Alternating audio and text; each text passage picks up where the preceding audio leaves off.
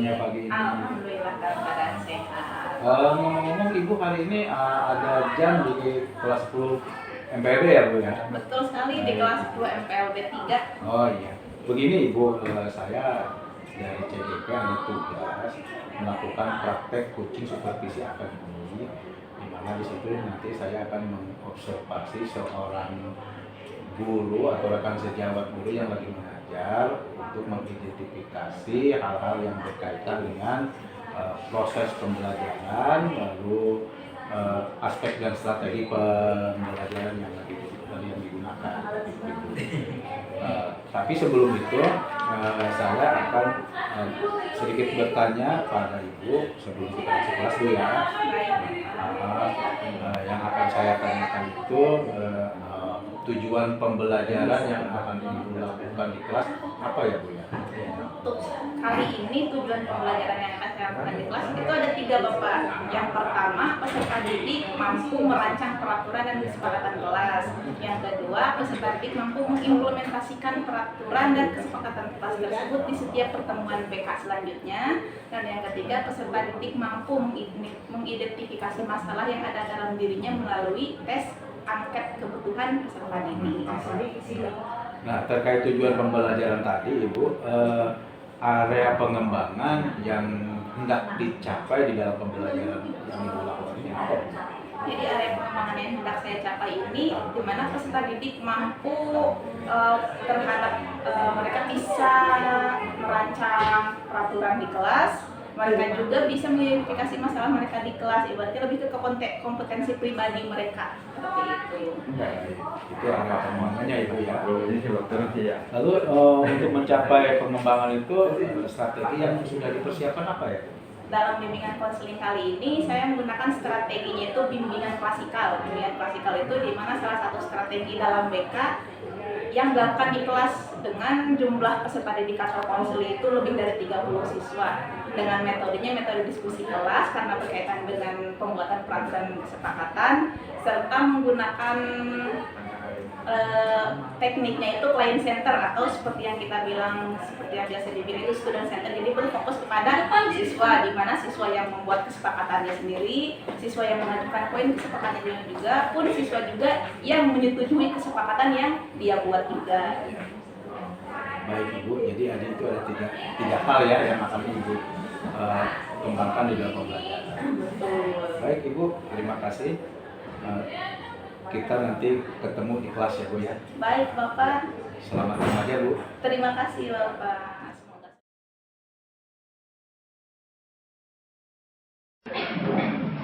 Ya baik, bismillah. Assalamualaikum warahmatullahi wabarakatuh. Waalaikumsalam warahmatullahi wabarakatuh. Kelas 10 MPLB 3. Satu ya. Hari ini jam pelajaran siapa? Apa itu BK? Bimbingan konseling. Bimbingan dan konseling. Ibu boleh tahu ketua kelasnya siapa? Saya. Oke, untuk ketua kelas boleh pimpin doa terlebih dahulu. Sebelum kita belajar alhamdulillah kita berdoa terlebih dahulu berdoa.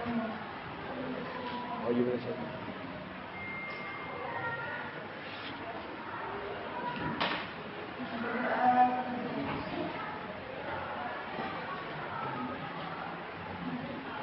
Kelas. Oke, Ibu ingin nanya hari ini yang tidak hadir siapa saja dan alasannya kenapa? Oh, full kelas ya? Alhamdulillah masuk.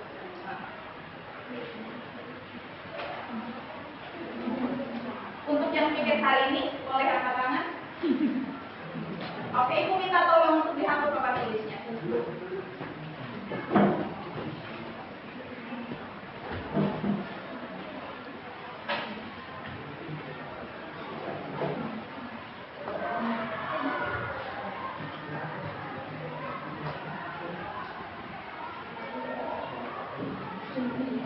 Baik, sebelum kita masuk mulai ke kegiatan, Ibu ingin menanya terlebih dahulu, kalian siap mengikuti kegiatan BK hari ini?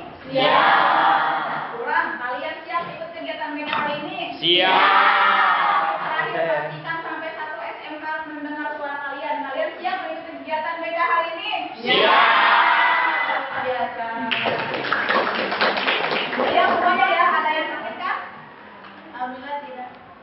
semuanya bisa mengikuti layanan sang hadir? Jika memang merasa sakit atau merasa tidak bisa ikut kegiatan hari ini, boleh angkat tangan. Jadi agar kesehatan kalian tidak terganggu, Ibu izinkan untuk beristirahat di KF. Seperti itu. Kegiatan bimbingan konseling pada hari ini. Karena ini pertemuan pertama, alangkah baiknya jika Ibu memperkenalkan diri terlebih dahulu ya. Ada yang sudah kenal dengan Ibu? Yang sudah boleh tahu Ibu siapa? Ibu? Ibu siapa? Bu Sinta. Ibu di sini sebagai guru BK. Betul sekali. Jadi perkenalkan.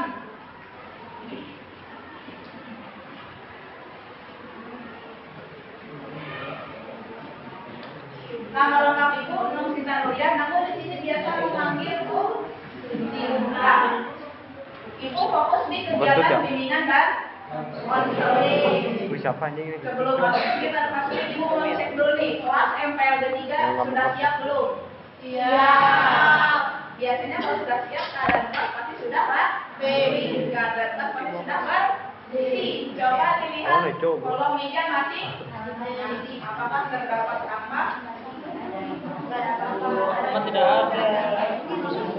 Yang ada sampah boleh diambil dan dikeluarkan terlebih dahulu agar tidak mengganggu kegiatan. Beli kancing baju, beli kancing baju. Atau pemahaman sejauh mana kalian memahami materi atau kegiatan pada saat itu. Karena hari ini materinya fokus di kesepakatan bank dan APD, berarti referensi kalian mengenai materi pada hari ini. Penggunaannya pun sama melalui QR code. Untuk apa? Untuk membiasakan kalian menggunakan teknologi. Sebelumnya kalian pernah nggak belajar bimbingan dan konseling di kelas seperti ini? Belum sama sekali. Yang pernah, biasanya pertemuan pertama ngapain?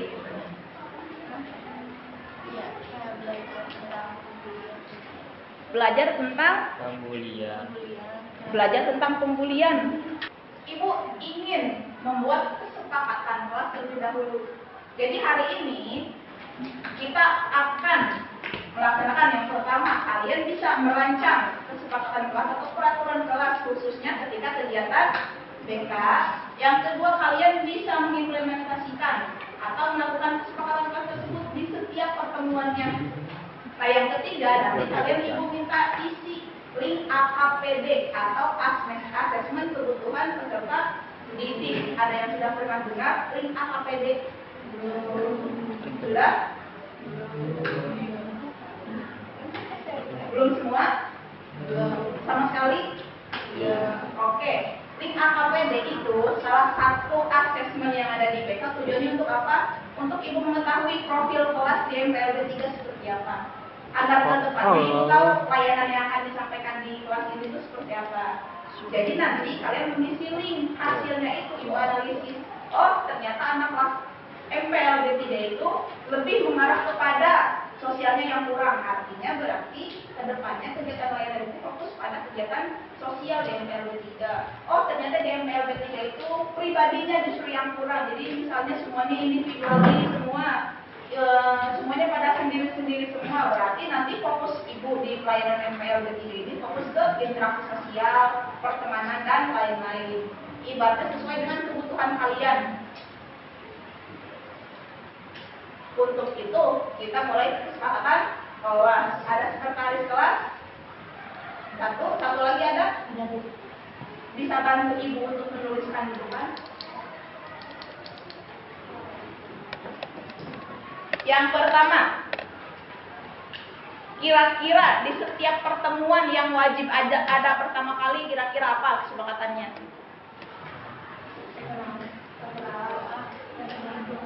Apa? Ayo, gak apa-apa diungkapkan aja, disampaikan aja. Doa. Doa. Sepakat kita mulai dengan doa? Sepakat.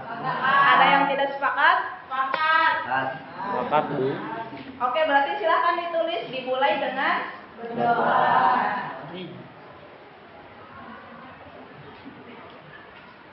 Yang kedua, ayo apalagi kesepakatan kita bersama ketika layanan BK berlangsung. selain berdoa. Udah nih berdoa udah. Jangan main handphone. Sepakat nggak nih jangan main handphone? Wah. Bagus. Ayo, jadi ini dari kalian, oleh kalian dan untuk kalian.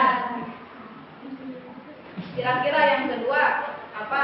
Terkait dengan berdoa, terus Jangan tidur di kelas. tidak tidur di kelas. Setuju? Setuju.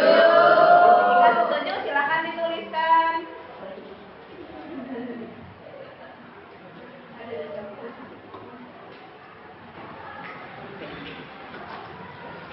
Tidak tidur di kelas.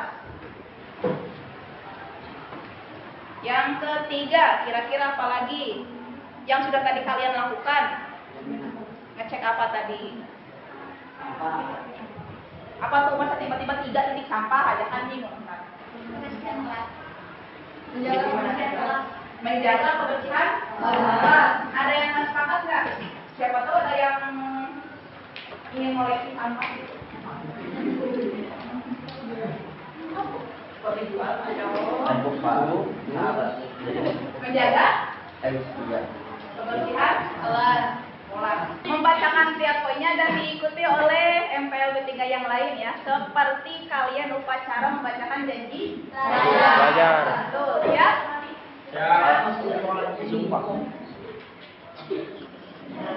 Oke. Kami dari 10 MPLB 3 berjanji Kami di 10 SPLB 3 berjanji. sebelum masuk ada dulu, kita akan memulai dengan berdoa. Kita akan berdoa dulu. Tidak tidur di kelas, Tidak tidur di kelas. menjaga kebersihan kelas, Menjaga kebersihan kelas. tidak menggunakan handphone ketika guru menjelaskan, Tidak menggunakan handphone ketika guru menjelaskan. tidak makan saat belajar. Tidak makan saat belajar. Jika melanggar, maka kami siap mendapatkan konsekuensinya, Jika melanggar, yaitu yaitu membersihkan seluruh kelas, memberikan beberapa berdiri di samping papan tulis selama waktu yang ditentukan, berdiri di samping papan tulis di waktu yang ditentukan. Terima kasih. Oke, nanti Ibu akan menyebar barcode ini atau QR code-nya. Jadi nanti kalian scan QR code yang ada di sini, nanti akan muncul link-nya. Atau halaman URL-nya kalian akan nanti muncul. Setelah muncul, kalian masuk ke form kalian masing-masing. Lalu silakan diisi sesuai dengan petunjuk yang ada. Jadi nanti intinya boleh estafet lah, intinya keliling. Jadi kalau kalian yang keliling kan agak capek, jadi kertasnya saja yang kalian.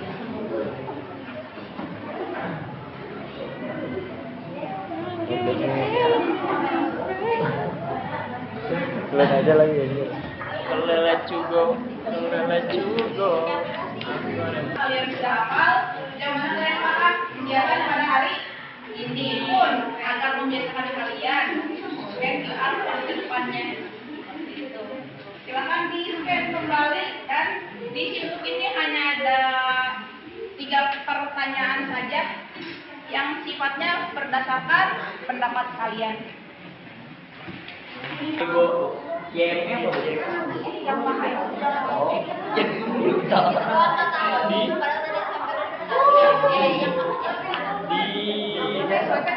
Tahu lah baru tahu. Ini bu.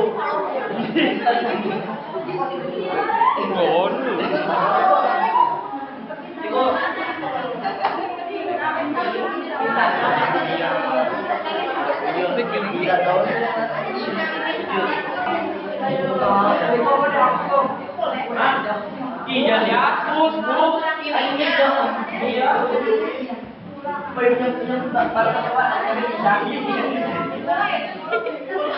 Lu kita fitro.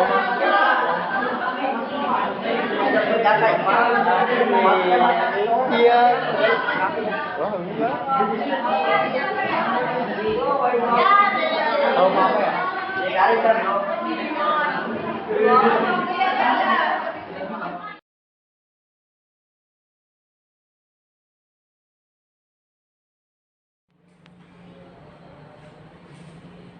Selamat pagi Ibu Sinta. Selamat pagi Pak Jupri. Apa kabarnya Bu? Alhamdulillah sehat.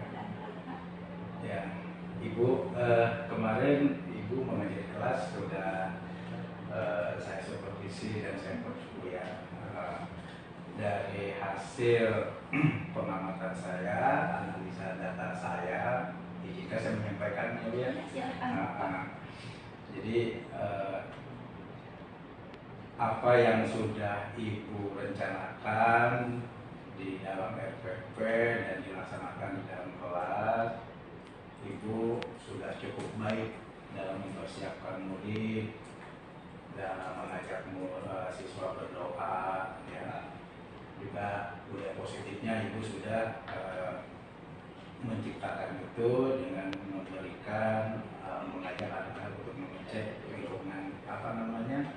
lingkungan kelas ya, kebersihannya ya itu. Kemudian juga Ibu sudah selain budaya positif juga pembelajaran yang berpusat pada muridnya sudah terlihat seperti itu. Nah, dari hasil itu kira-kira menurut Ibu, Ibu sudah merasa itu sudah cukup baik apa belum yang Ibu sudah lakukan? Baik, terima kasih Bapak atas masukan-masukannya. Jika dikatakan bahwa itu sudah cukup baik, tentu saya rasa itu sudah cukup baik. Namun syaratnya hanya masih cukup, jadi belum baik dan belum sangat baik. Artinya kedepannya itu bisa saya buat menjadi lebih baik lagi dengan berpusat pada siswanya lebih diutamakan lagi. Mungkin kemarin saya masih banyak pemantik dari saya, jadi siswanya masih belum terlalu kritis untuk menjawab sendiri, jadi harus ada pemantik dulu. Mungkin kedepannya bisa saya tingkatkan itu biar memang betul-betul student center gitu. Tadi pun mengenai kebersihan juga bukan anaknya juga yang berinisiatif, tapi dari kitanya juga silahkan cek kolom meja kalian, silahkan cek lingkungan sekitar kalian. Jadi kedepannya itu jadi PR buat saya juga seperti apa nih agar ketika saya masuk kelas anak-anak sudah mengecek udah rapi belum seperti itu. Iya, baik Ibu. Terus dari hasil olah data saya berdasarkan pengamatan, strategi pengembangan pembelajaran yang dilakukan, kesadaran dirinya, kesadaran sosial dan budaya positifnya itu sudah terlihat ya Ibu. Ibu mengajak anak mempersiapkan berdoa sebelum belajar ya, dulu itu sudah ada.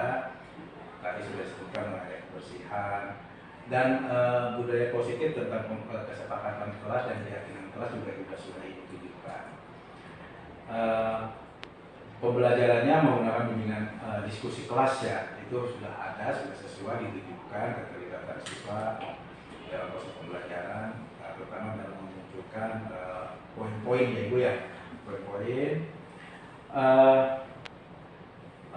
Pembelajaran berdiferensi produknya sudah Ibu tunjukkan, di situ ada pengisian AKPD ya, yaitu diferensiasi produknya seperti itu, anak-anak presentasinya ke depan ya, sudah ada. Kemudian mendemonstrasikan hasil dari proses belajar mereka sudah ditunjukkan. Keaktifan belajar anak juga sudah sesuai harapan ya dari awal yang Ibu cantumkan dalam RPP, yaitu keaktifan ya, keaktifan anak-anak sebagainya. Nah, lalu menurut Ibu ada hal-hal yang perlu dikembangkan lebih lanjut itu seperti apa itu dari proses pembelajaran Ibu yang menurut Ibu itu sudah baik? Kira-kira perlu apa yang dikembangkan? Pertama, saya fokusnya di dua hal. Yang pertama kesepakatan kelas, yang kedua pengisian KPD.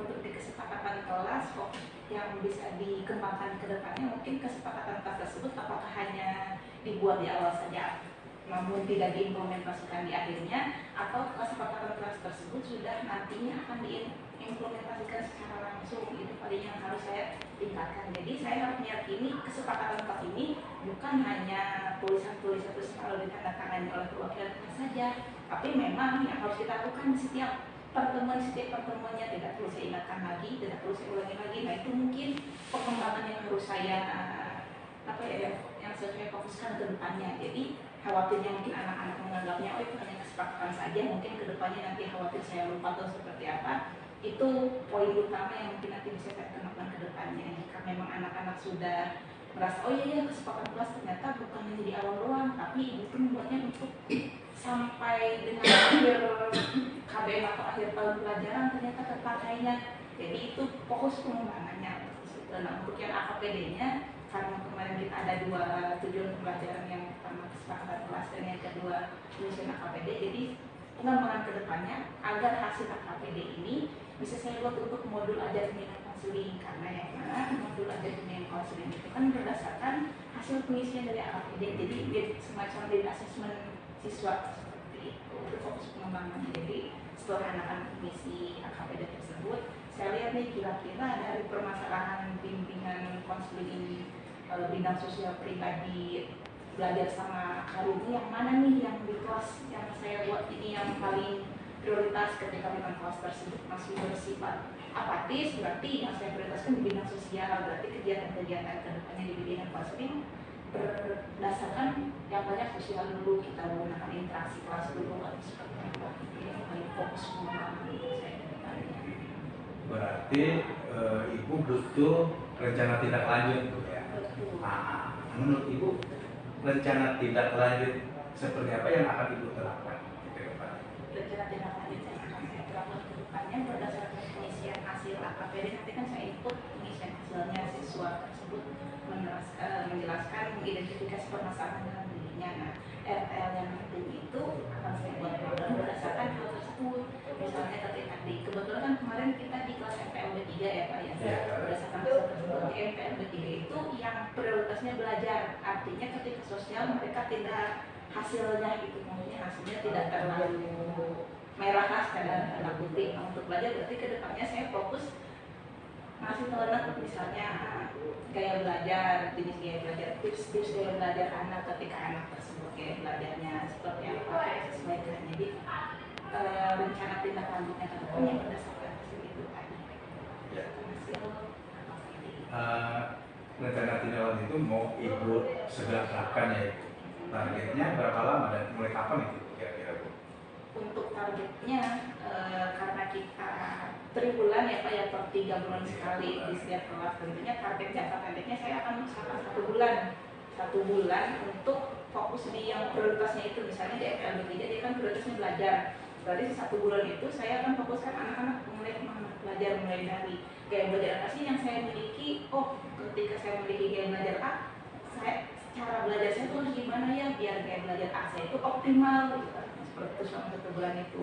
Nah bulan-bulan sisanya itu untuk RTL yang memang tidak diprioritaskan, seperti misalnya kegiatan bimbingan konseling yang berkaitan dengan sosial anak di kelas, seperti sosialisasi perhubungan dan lain sebagainya, seperti itu. Jadi untuk fokus di yang sosial, untuk fokus yang belajarnya ini saya targetkan 1 bulan, mengingat kita per tribulan sudah Iya nanti betul, kita menggunakan sistem blok itu sistem blok 3 bulan. Mudah-mudahan bisa terlaksana. Amin, insya Allah. Terima kasih atas banyak. Oke, Ibu tentunya Ibu merasa apa yang Ibu lakukan dalam mengajarkan itu merasa ada yang belum sempurna ya, gitu kan? Atau merasa ada kekurangan. Boleh Ibu kira-kira kekurangan apa menurut Ibu yang itu harus ditingkatkan? Baik, Bapak, terima kasih atas pertanyaannya. Sebetulnya ini kekurangannya hampir sama yang dalam seluruh guru BK. Yang pertama, stereotip siswa terhadap guru BK. Jadi ketika saya mengajar di setiap kelas itu mungkin ada ada rasa anak tua yang masuk guru BK nih. Nah itu sendiri, padahal secara tidak langsung kan ketika saya mengajar di kelas, melaksanakan bimbingan klasikal di kelas, itu maksudnya memberikan sosialisasi, memberikan informasi, pendidikan dan sebagainya. Bukan dalam artian kita penanganan kasus, tidak. Itu stereotip pertama. Guru yang dirasakan sebagai guru BK itu hambatan saya tersendiri. Yang pertama itu ibaratnya pun ketika saya memanggil siswa untuk keperluan bimbingan ataupun keperluan informasi pelajaran, siswa tersebut cenderung sudah apa ya istilahnya underestimate dulu lah. Wah, saya dipanggil nih ada apa? Padahal bukan berarti dia melakukan kesalahan. Itu yang sampai saat ini masih jadi PR berat untuk saya. Jadi saya mencoba ketika masuk kelas itu mencoba membuat kegiatan layanan yang menyenangkan, karena kita bukan mata pelajaran ya Pak ya. Jadi kita coba buat layanan yang menyenangkan. Kita kasih tahu anak-anak kalau guru BK itu bukan untuk siswa nakal saja, tapi untuk seluruh siswa. Jadi siswa yang berprestasi pun justru membutuhkan guru BK untuk mengoptimalkan dirinya. Wah, saya jago nih di bidang apa, kira-kira saya nanti seperti apa. Ya, saya bingung nih kalau belajar, saya nggak pernah ngerti, kira-kira cara belajar saya harus seperti apa. Jadi hambatan-hambatan saya itu balik lagi ke karena posisi saya mungkin masih terlalu apa ya, di mata anak-anak kesannya masih guru BK itu guru yang berkaitan dengan permasalahan Kasus, saja. Jadi ya. saya cenderung susah untuk lebih dekat ke anak dalam hal sehari-hari seperti itu. Gitu, Pak. Jadi kekurangan saya. tantangannya itu ya, Iya, tantangan untuk bisa lebih dekat ke anak itu. Ke Ibu ada ide atau alternatif lain supaya bisa dekat dengan anak itu, misalnya seperti apa itu? alternatif yang bisa saya gunakan itu kita tetap membaur, misalnya kita salah. Dan saya sampaikan sosialisasi di awalnya bimbingan konseling. Jadi saya kasih tematik dulu. Kalian sebelumnya pernah ada nggak sih dulu BK di sekolah sebelumnya ada? Coba yang terbesit pas kalian dengan kategori BK gimana? Gini. Nah, misalkan ketika ada punya kalimat negatif yang terbesit dari mereka, saya mencoba membuang pemikiran mereka itu dengan kata anak-anak guru BK mah galak Bu. Oh, berarti saya mencoba untuk ramah dengan anak. Oh iya, ternyata Bu Sinta mah nggak galak kok, padahal kan guru BK. Jadi ibaratnya satu persatu saya tunjukin kalau ternyata guru BK itu bukan bukan polisi sekolah gitu. Membuka mindset mereka. Iya, buka mindset mereka. Di awalnya kita kasih sosialisasi juga, bimbingan konseling itu apa sih sesungguhnya, dari kata bimbingannya saja pun bukan kata penghukuman dan sebagainya, pun dari kata konseling juga kan memberikan pertolongan. Konseling itu sama dengan helper lah, seperti itu. Iya, baik Ibu Sinta. Sekarang setelah kita ngobrol-ngobrol nih, setelah Ibu saya lakukan supervisi di kelas, bagaimana perasaan Ibu saat disupervisi saat itu gitu? Tentunya sejago-jago saya public speak di depan anak, ketika memang saya merasa dilihat oleh orang lain, saya awalnya grogi. Gimana nih, apakah supervisi saya berjalan dengan lancar? Namun perbedaannya karena kita melakukan pra-coaching terlebih dahulu, jadi saya merasa lebih santai dibanding supervisi yang lain. Kalau untuk supervisi seperti biasanya kan, misalnya saya diminta supervisi hari ini, udah selesai langsung supervisi. Nah, itu yang makin pressure-nya lebih tinggi. Nah, untuk dengan Bapak, alhamdulillah kan ada pra-nya dulu, jadi pressure saya lebih turun sedikit lah. Jadi saya diajak ngobrol dulu dengan Bapak. Oh, ternyata nanti yang saya bahas ini, saya diberikan masukan dulu ketika pra supervisinya kan saya diberikan masukan dulu, ditanya dulu nanti saya mau melaksanakannya apa. Jadi itu membuat saya jauh lebih nyaman dibanding seperti sebelumnya gitu perasaan saya. Iya. Jadi harapan Ibu setelah Ibu merasa direpresi, kira-kira ke depannya harus seperti apa Ibu? Kedepannya tentunya dari segi pembuatan modulnya pun harus lebih baik lagi, dan tentunya masukan-masukan dari Bapak juga akan saya coba ke depannya. Jadi refleksi dari saya untuk kedepannya, tentunya saya harus lebih bisa karena udah saya ambil student centernya, jadi kedepannya saya harus lebih bisa untuk membangkitkan dinasti caranya agar student center gitu, agar betul-betul berpusat pada siswa. Apalagi saya selaku guru bimbingan konseling, ibaratnya kan hanya menjembatani saja, sebetulnya yang punya masalah mereka, dan pun sebetulnya yang tahu cara menyelesaikan pun mereka, hanya saja mereka perlu dikasih pemantik dulu lah gitu. Iya, dimotivasi. Sebetulnya mereka ngerti saya tuh punya masalahnya punya begini, coba kamu gimana cara kamu menyelesaikannya, bisa nggak dengan begini. Sebetulnya mereka bisa, hanya saja mereka butuh butuh pengarahan lah seperti itu. Jadi paling itu ada siswa perempuan lebih dekat dengan siswa agar tidak ada stereotip ini kan. Ya, mudah-mudahan apa yang direncanakan diinginkan oleh Bu Sinta ke depannya bisa terlaksana ya kan. Amin Bapak, terima kasih atas doanya. Anak-anak belajarnya udah semakin berpusat pada nulis seperti itu. Mudah-mudahan Bu ya, saya tunggu kabar baiknya. Amin. Baik Ibu, terima kasih atas waktunya. Mudah-mudahan apa juga yang saya kemukakan ke Ibu juga bisa bermanfaat juga buat pengembangan pembelajaran usaha kita Ibu. Iya, saya juga. Terima kasih Ibu waktunya. Baik.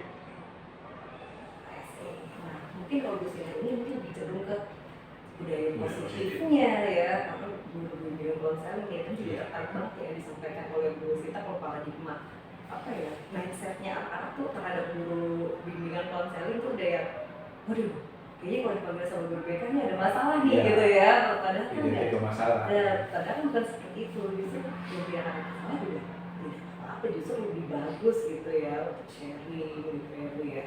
Luar biasa, terima kasih Bu Sinta. Nanti bisa dilanjutkan ke Pak Zuri ya Bu Sinta. Ini ada kegiatan lanjutannya lagi ya Bu? Ada jam masih boleh meninggalkan ruangan. Terima kasih atas bantuannya.